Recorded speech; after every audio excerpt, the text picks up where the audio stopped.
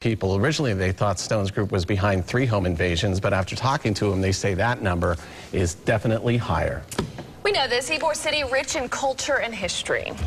That is true. Much to see, much to do, but it's easy to miss some hidden gems. Who is the perfect person to discover those hidden gems? It is our own Sean Daly, and he is there in Ybor right now. Good morning, Sean. Yes, John, you know, I'm a little groggy. I reviewed the Jason Aldean show last night, and I felt naked without my Kiss makeup. It's just something was missing. But yes, I bounded out of bed. I'm excited. I've come to Ybor City today. Behind me, the Saturday market is setting up. A little later, we'll try some of the delectables there. But today we are fortunate because a cavalcade of ABC Action News stars has descended upon Ybor City to show us some of the secrets, the gems, the behind-the-scenes magic that makes this little burg and hamlet so magical. And that includes the great Frank Barrera, who we have first with his look at the Columbia restaurant, which I love. That salad, delicious. Frank, take us away to the Columbia. The Columbia restaurant was opened in 1905 by my great-great-grandfather, Casimiro Hernandez Sr. It originally started out as just a small corner cafe serving Cuban coffee, Cuban sandwiches, other wonderful comfort foods that the cigar rollers knew from Cuba and from Spain. And eventually it grew room by room into a whole city block. We have 15 dining rooms and 1,700 seats.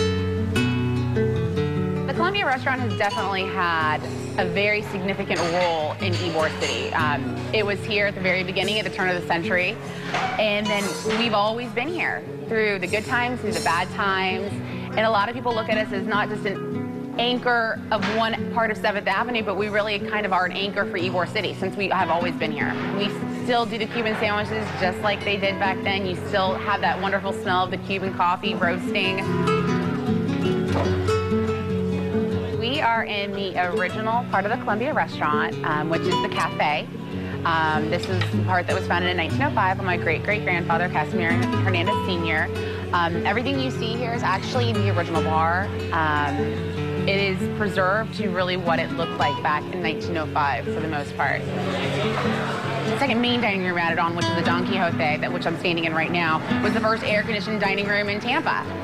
So it kind of evolved with the rest of Ybor City and with Tampa as the years went by. Where I'm standing on the mezzanine was always a mezzanine, but for many years it was a band shell.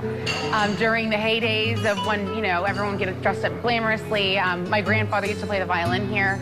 Of course, my grandmother always frequented here and dined. And that's the first time she met my grandfather was actually, I think, in this dining room. The patio probably would be my favorite place to dine. And the idea behind it was to make it feel like it was a courtyard that you would find in the southern part of Spain or anywhere in Spain.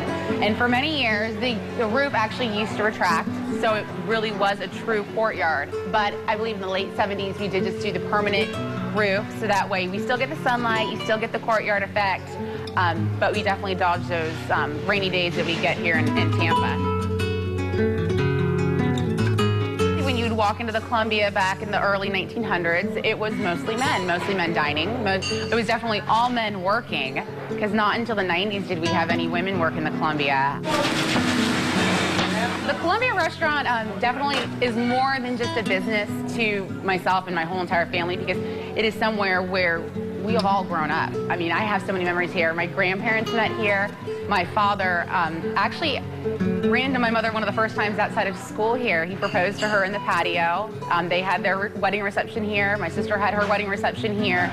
I had my daughter's baptism party here. There's just so many memories that my family has, and I think it's not just my family too. I think so many other families come to the Columbia and they form memories and they come back because of those memories.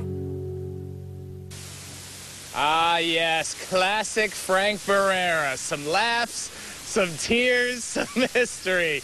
Good job, Frank. Well done. Anyway, we come back. We're going to check out the Saturday morning market here at Ybor City in Centennial Park.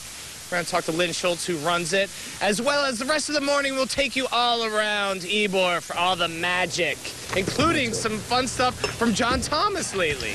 Later. It's going to be awesome. It's going to be awesome. Actually, Sean, thank you very much. That story by Frank was fantastic. I want to go to the Columbia now. And it made me hungry. I'm starving now. That was a great story. This is a story we've been following for months. It is. Teenager arrested pretending to be a physician's assistant And a police officer happened here in Florida. Still ahead, newly released video of his interrogation. Plus, bathroom makeovers can cost an arm and a leg. We're going to show you some ways to spruce up the bathroom without breaking the bank. Plus, we'll take a look at a day planner that shows a